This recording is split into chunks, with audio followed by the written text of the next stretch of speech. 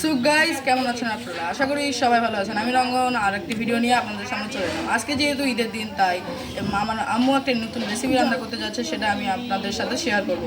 সেটার নাম হলো ডিম পোস্ত। তাহলে চলুন ডিম পোস্ত কীভাবে বানায় ওটা দেখা যাক।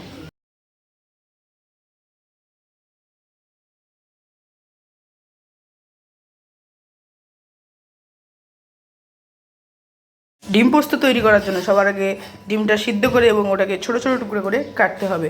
আপনারা এইভাবে, এখানে 2টা ডিম কাটা আছে, আপনারা এর চেয়ে বেশি ডিমও নিতে পারেন।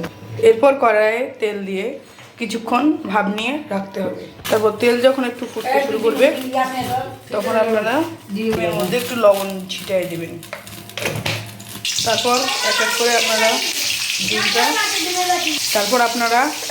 ডিমটাকে কড়াইয়ের মধ্যে দিয়ে দেবেন। চুলার আঁচটা একটু নামিয়ে দেবেন এবং খুন্তি দিয়ে ডিমটাকে একটু নাড়াচাড়া করে দেবেন।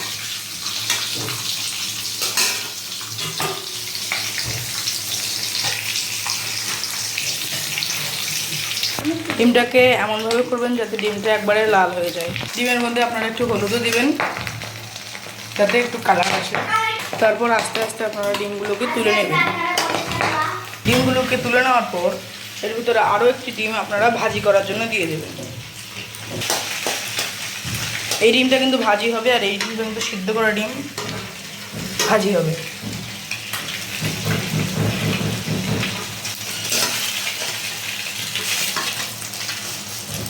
এই ডিমটাও কিন্তু এই ডিমের মধ্যে ভালো করে, এই তেলের মধ্যে ভালো করে ভাজতে হবে।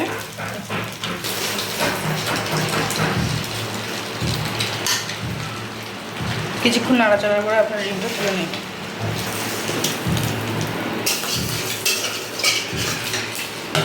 এবার ওই তেলে ছোটো ছোটো কুচি করে রাখা পেঁয়াজ আপনারা দিয়ে দেবেন। ওই পেঁয়াজগুলোকে আপনারা ভেজে নেবেন।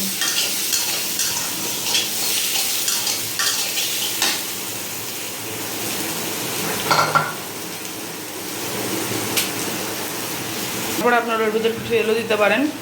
যদি আপনাদের তেল কম পড়ে যায় তাহলে আপনার ভিতরে একটু তেল দিয়ে দেবেন।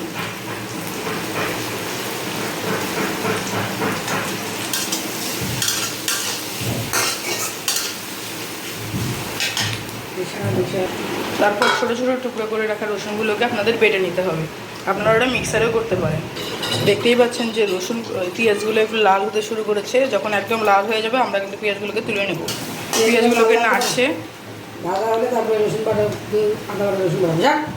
এখানে রসুন আর আদা বাটা করা হবে। আপনারা কিন্তু এটা মিক্সিতেও করতে পারেন। রসুন আর আদাকে ভালো করে বেটে নিতে হবে।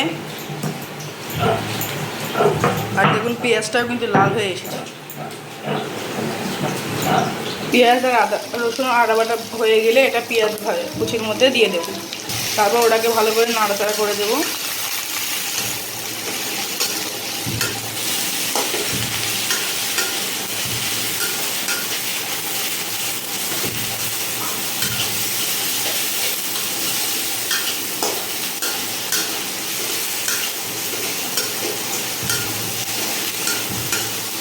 পেঁয়াজ আর রসুন আদা বাটাটা একসাথে মিশিয়ে যাচ্ছে। আপনাদেরও কিন্তু ভালো করে মিশিয়ে নিতে হবে। তারপর ওর মধ্যে আপনারা পানি দিয়ে দেবেন।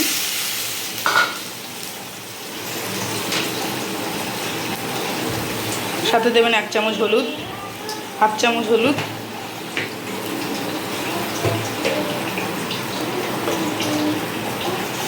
1 চামচ কিছুটা লবণ, আন্দাজ মতন লবণ দিয়ে দেবেন।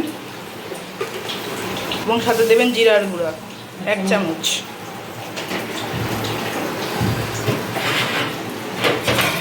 লঙ্কার গুঁড়ো দিয়ে দিবেন। পরিমাণ মতো লঙ্কার গুঁড়ো দেবেন এবং দিয়ে দেবেন পরিমাণ মতো ধনিয়ার গুঁড়া। এই রান্নার জন্য কিন্তু আপনাদের দুধ লাগবে। সব মশলা এবং পেঁয়াজ রসুন বাটাকে একসাথে মিশিয়ে নেবেন। এবার এই পোস্তগুলো এখানে বাটা করে নিতে হবে।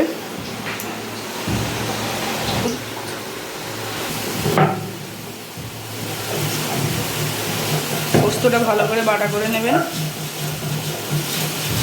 পোস্ত বাটা কিন্তু এখানে হয়ে গিয়েছে। তারপর এটাকে একটু নাড়াচাড়া করে নেবেন আপনি। চুলার আঁচটা একটু কমিয়ে দেবেন, নাড়াচাড়া করে দেবেন।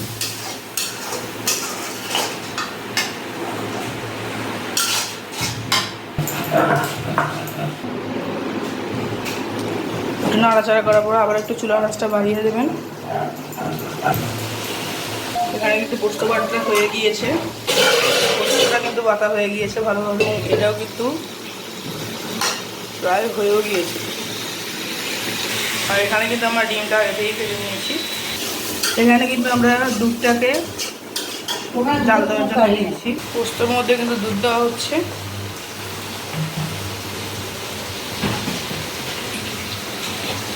আপনারাও কিন্তু এভাবে পোস্ত বাটার মধ্যে একটু দুধ দিয়ে দেবেন। অনেকক্ষণ ধরে একটু নাড়াচাড়া করা হচ্ছে এবং পোস্ত বাটাটা কিন্তু অনেক ভালো হয়েছে, তার সাথে কিন্তু দুধও দেওয়া হয়েছে ভিতর।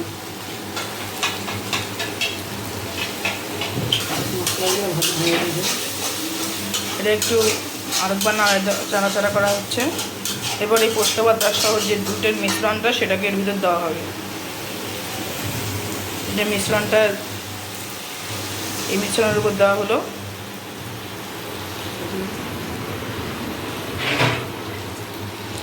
তারপর আপনারা একটু নাড়াচাড়া করে নেবেন,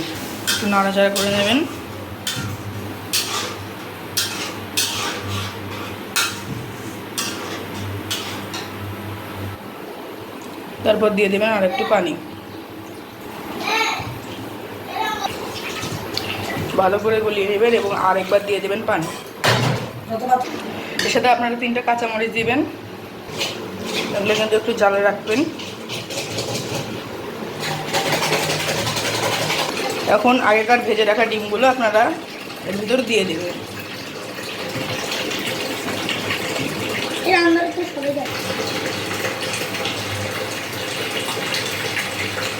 যে বড় ভাজি ডিমটা আছে সেটা ভেঙে দেবেন।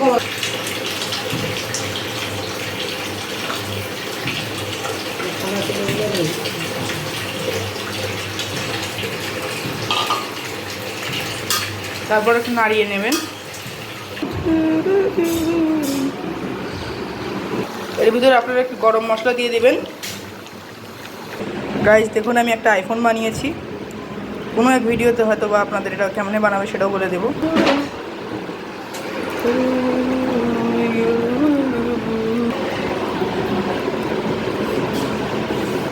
এর উপরে আপনি একটু চিনি ছিটিয়ে দিবেন।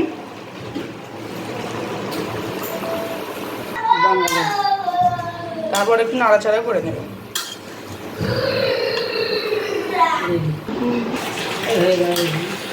আর একটু পর আর একটু চুলার মধ্যে রেখে হয়ে গেল আপনাদের রেডি ডিম পোস্ত। তারপর চুলার কাছ থেকে তুলে নিলে রেডি ডিম পোস্ত। আমি একটু কেটে দেখাচ্ছি, দেখুন কত সুন্দর হয়েছে।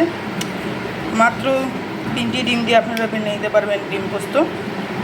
আর এটা কিন্তু রেসিপিটা অনেক সোজা, আপনারা অবশ্যই বাসায় ট্রাই করবেন এবং আজকে ভিডিওটা কেমন লাগবে সেটাও বলবেন। যদি ভালো লাগে একটা লাইক দিয়ে দিবেন এবং কমেন্টে শেয়ার করার কথা ভুলবেন না।